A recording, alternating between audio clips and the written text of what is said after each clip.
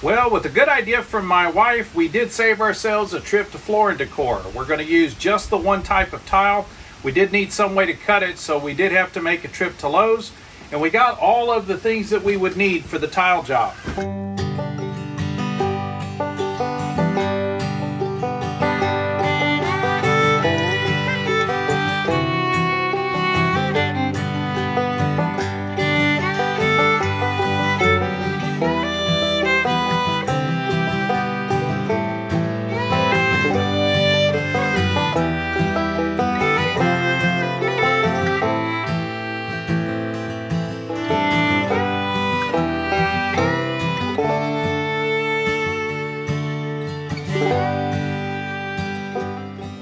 So all told, right at $189 that we spent at Lowe's.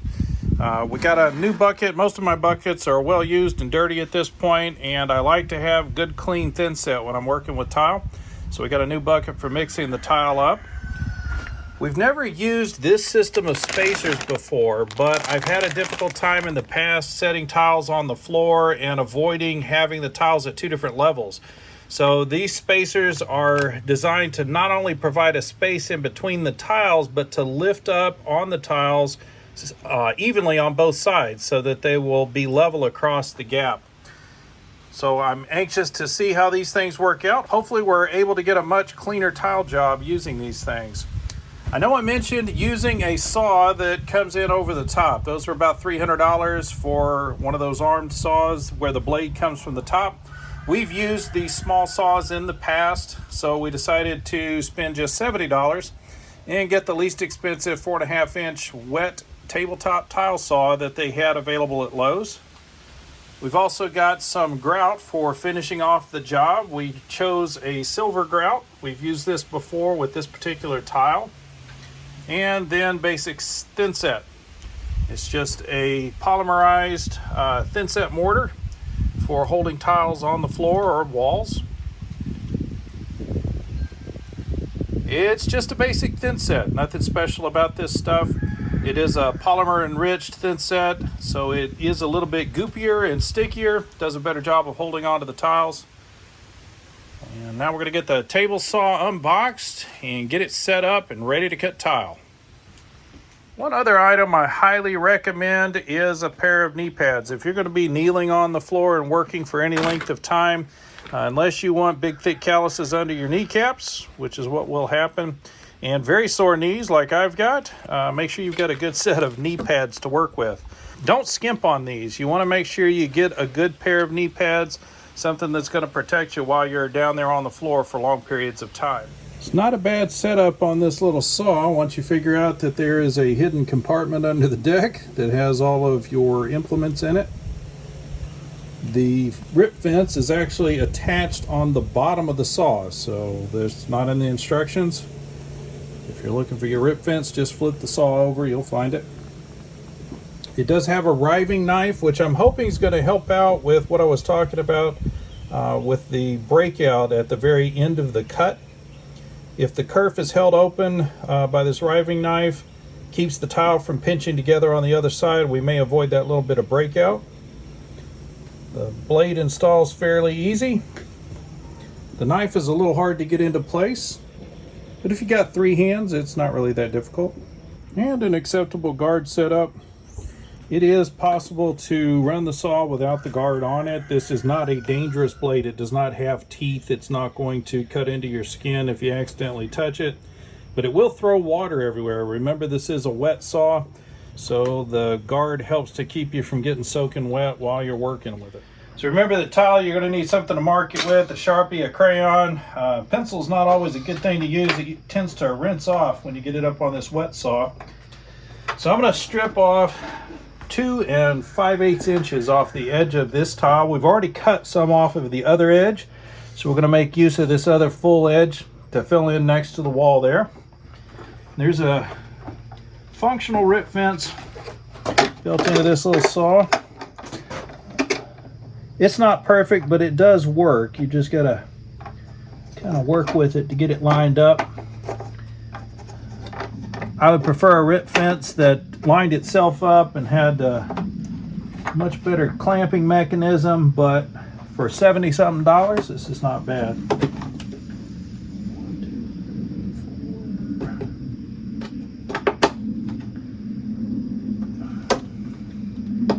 Lines on the ruler are not done in a way that makes them easy to see where you're lining up at.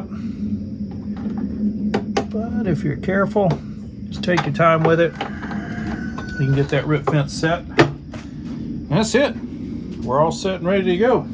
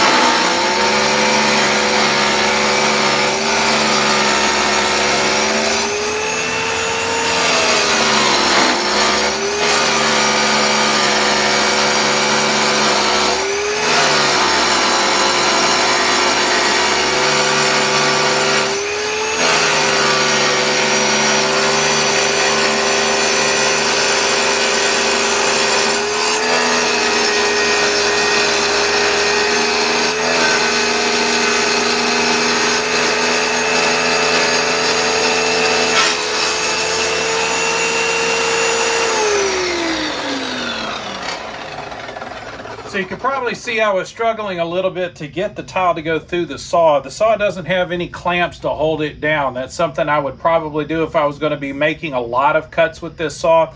I'd build a box or something around it that would hold it firmly in place. But it also may be that the rip fence is not perfectly aligned. So as the tile moved towards the other end of the rip fence, it got squeezed in towards the blade a little bit. That made it a little harder to push through the saw.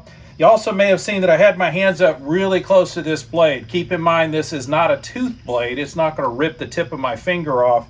So I felt pretty comfortable getting my hand up in there so that I could get a little extra pressure on it. Not the best saw in the world, but hey, it gets the job done. Always expect the unexpected when you're doing a remodel. So you can see in this corner, we've got carpet that runs underneath the wall.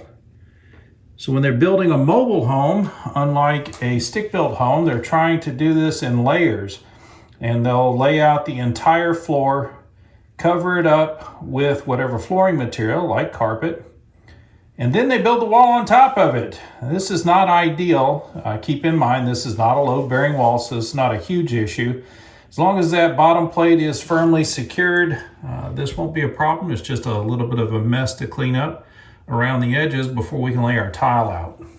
Working in a small, tight space like this with such large form factor tiles, it is a good idea to do a dry fit before you start laying in any thin set. And especially if you're using an unfamiliar tool. These spacers are designed to fit in the corners, and you see that extra little bump on the base of the spacer. That allows you to get even spacing on both sides of the corner and both directions from the corner. But that means this spacer is not very useful on just the edges of the tile. So we're going to have to go back to Lowe's, find the right spacers to go on the edges of the tile, because at the wall edges we're going to need something to support the tile other than this corner. This is pretty common during a remodel. You're going to make multiple trips to Lowe's probably in the same day, so get used to it. We'll be back in just a bit once we've got the correct spacers. So we got about 5.5 inches of rain over the last 2 days. And we're supposed to be setting tile right now, but Marty and I took a quick look out here in the garden, and we've got green beans we need to pick. So we're going to take a moment to get these things off of the plants, get them inside, and I guess Marty's going to be doing some storing of green beans in the next couple of days. Well, we're back from Lowe's. We've got the clips that we need, and now we're busy trying to dry fit the tile up. Now, on a small form factor tile, we wouldn't take the time, but with these large tiles in this small a space, I want to make sure everything's going to fit tightly. Now we have the spacers that are going to fit in between the tiles, as well as the spacers that will fit in the corners where the 4 tiles come together. That's going to allow us to lay everything out nice and even and keep everything square. And all we're trying to do right now is lay enough tile in to be able to get measurements for the outside wall. We need to know how much we're cutting off of those tiles in order to make them fit. We're going to be doing the same thing for the back wall. I'm not trying to fill the entire floor right now, just see how it lays out and get my measurements for the back wall. Now, when you actually set the tile, don't set it in the order that I've done. You don't want to start in the doorway and work to the back wall. You want to start at the back wall and work toward the doorway. Otherwise, you're going to be stuck in a corner wondering how long it's going to take for the thin set to set up. So once we get the measurements, we're down to actually just cutting the tile, putting on some thin set, and dropping the tiles in place.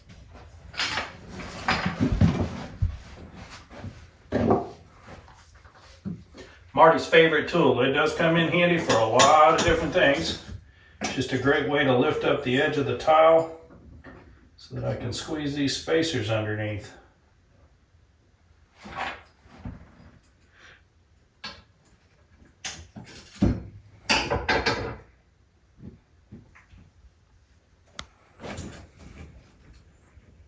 Once they're under the tile, I'm just squaring them up to the corner.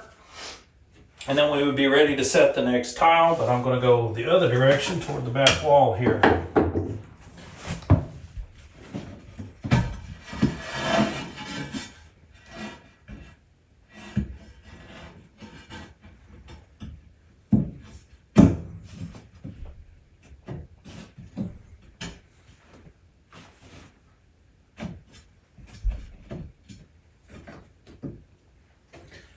It really does a great job of helping you get these corners nice and square, everything nice and straight. I've done this with this other style of spacer before. Just these little pluses. Let me tell you guys, if you're working with small tiles, these are fine, but when you're working with these large tiles, these spacers don't work out well at all. So I wouldn't waste my time on them if I were you.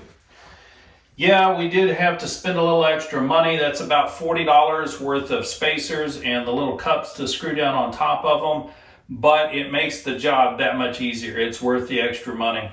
So now we can get the measurements. We'll be ready to start cutting tile. That's 7.5 plus, minus the 1/8 inch grout. And I'm not going to try to jam these all the way up against the wall. So I'll probably want to come out a little bit, at least a good 1/8 if not 1/4 of an inch. I think probably 1/4 would be wisest. So we're at 7.25 minus 1/8 will be 7 1/8. Let's see what it is further down the wall here. Oh, that's interesting. That's already 7 1/4. So we're gonna have to do a little finagling on tile sizes here. I would do it at the shallowest because you've got a baseboard, which I have a piece of. 7 1/4. Yeah, you got how much? What is that baseboard? About 1/2 inch? Yeah. So we got a 1/2 inch of cover over the edge, so we don't have to be perfect at the bottom of the wall. And you have what is that, drywall? Yeah. Yeah. No, how big? Oh, 1/2 inch drywall. Sorry. Okay, so you've got a good 3/4 of an inch to play with. Well, we're whole 1/2 inch difference in the distance. I know I said I wanted to keep this simple for you guys, and I really do, but as we look at setting this tile, some of the standards or simplest ways to do things don't really make sense. The biggest problem is that the smallest tile after we cut it will be in this back corner. It's only going to be a tiny little piece of tile. If we start by setting that tile first, any small mistake in setting that tile is going to throw off all of the big tiles on the rest of the floor. So we've decided we're actually going to start in the wrong place. We're going to start right at the door with the tile in the corner next to the wall. We're going to tile down this wall and then work our way across the back and then back out of the room. That will allow me to set a tile, take measurements, and cut the tile that fits up along the wall to fit that exact space. That way we can make sure we keep everything nice and square and it stays squared up with the doorway. So I'm going to start pulling these tiles up. We're going to mix some thin set, get the tile saw all set up. We're going to start laying tile. So we got everything cleaned up. We got some thin set mixed here. You kind of want it just so that it sticks to the trowel, just about like that. Follow the instructions on the bag. That's the best way to get to this the first few times. And then all we're going to do is start putting this on the floor. Now, yes, we are floating this on the floor in the wrong direction, meaning we should have been starting at the back wall. But we know we're doing that for a specific reason. We want to make sure that everything comes out square, and this is going to be the easiest way to do that. Just want to spread a nice thick layer of this on in the area where you want to set the tile.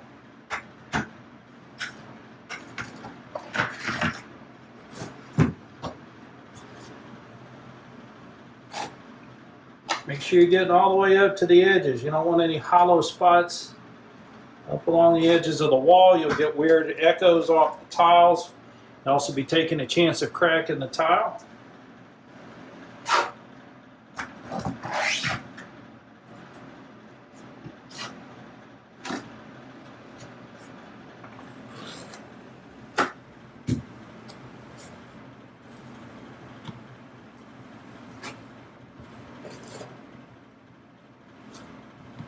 Now you guys that set tile for a living, as you're watching this, please don't be too cruel in your critique. I am not a tile setter, guys. The whole point of this is that you don't have to do this professionally in order to do it in your own home.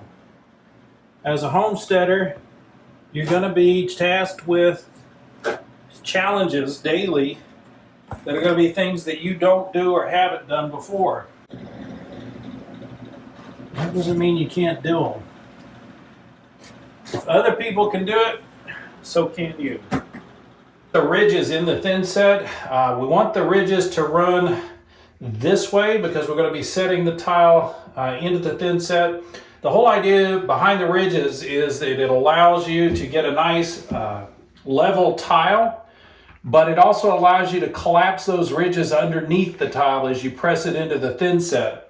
That keeps the thin set from squirting out from under the tile, but also make sure that you get the 90% coverage on the back of the tile that you're looking for. I'm going to hold it at about a 45-degree angle and just lightly run it across your thin set. Don't worry if you goop it up. Put your tile back in, run over it again. You do not have to get this perfect on the very first try. You can do this over and over again if you need to. This thin set will take anywhere from 16 to 24 hours for it to set up fully. So you've got a little bit of time to play with here. So take that time to make sure you get nice ridges in your thin set.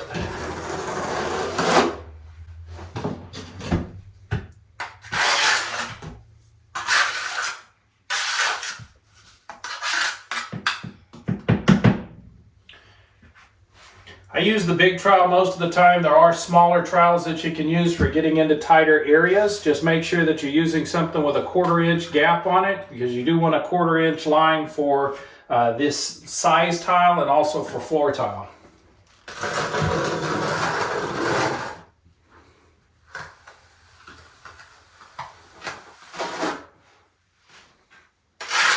Good to go, we're ready to set a tile. And then to set the tile, we're literally just gonna lay it in place. Once we've got it set, we can adjust it to square up on the door here. Give it a little wiggle, that's gonna, pressing down on it, that's gonna collapse those ridges. Get you a nice tight set on the tile. You can still maneuver this around a little bit. So don't freak out and act like you're gonna run out of time before you get it done. That's simple. Whew, let me tell you guys, this is not my favorite thing to do. I don't like setting tile. I'm not that good at it. And well, if you're not good at something, you should keep practicing until you get good at it. But this may be the only room of tile we do. We've got the first row laid in. And now we're going to get this next row started. I'm going to lay the big tile first and then measure, cut, and set the small piece that goes up against the wall. If you enjoyed making mud pies as a kid, you might enjoy this kind of work.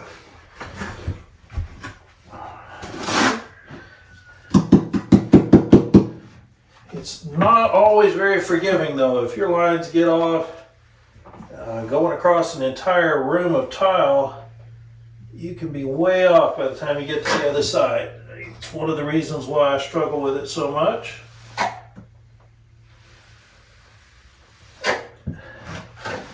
I expect it to be perfect, kind of like framing a wall, and setting tile is not always perfect. Sometimes it's a little bit off and you gotta push things around and make adjustments to get it to fit right. Alright, so we got the thin set for that next tile. Thank you. Here.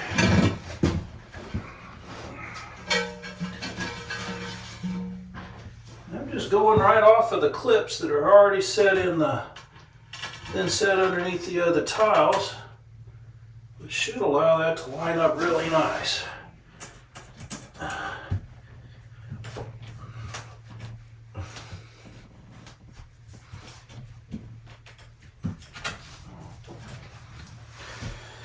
Yeah, piece of cake.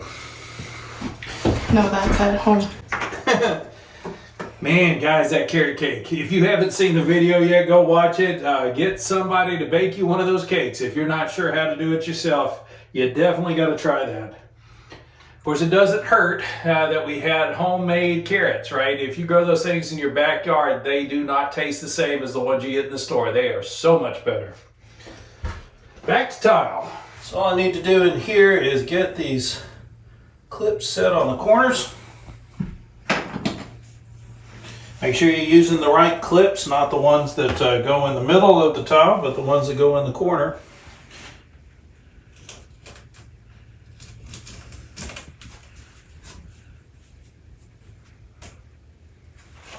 So we got those set. Just lay our tile in back here, the one that we cut.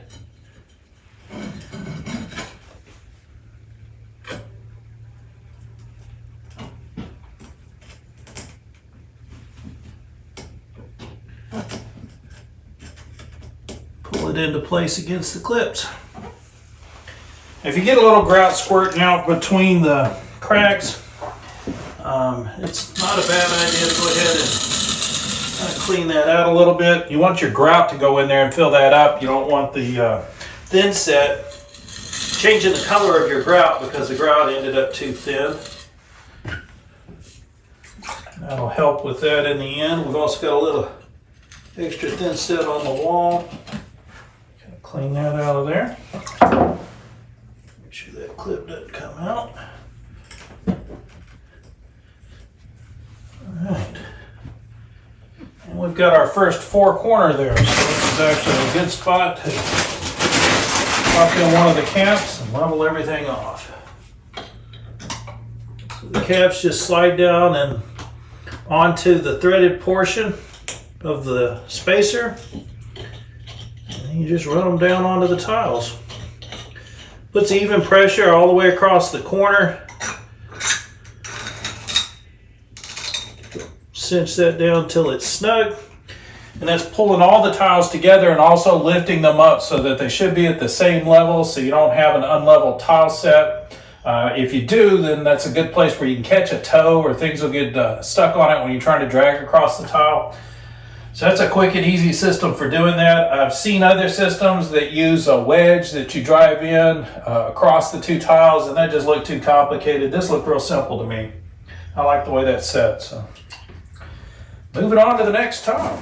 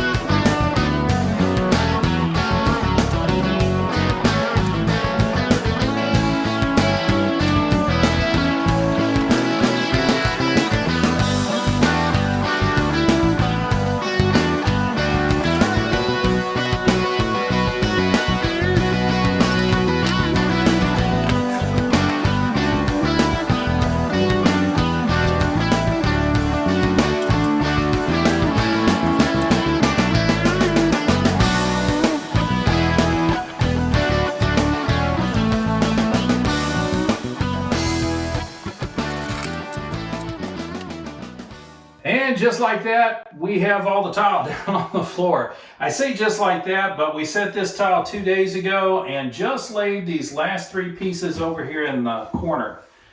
We couldn't lay those the other night when we were setting the tile because of the oddness of how we started.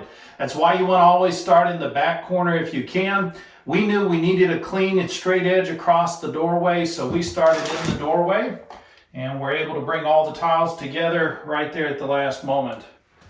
We do appreciate you visiting with us here at the Return Homestead. Please do subscribe to the channel so you don't miss anything else that takes place here in the laundry room or the rest of the house. Hit the like button while you got the window open. We'll see you next time.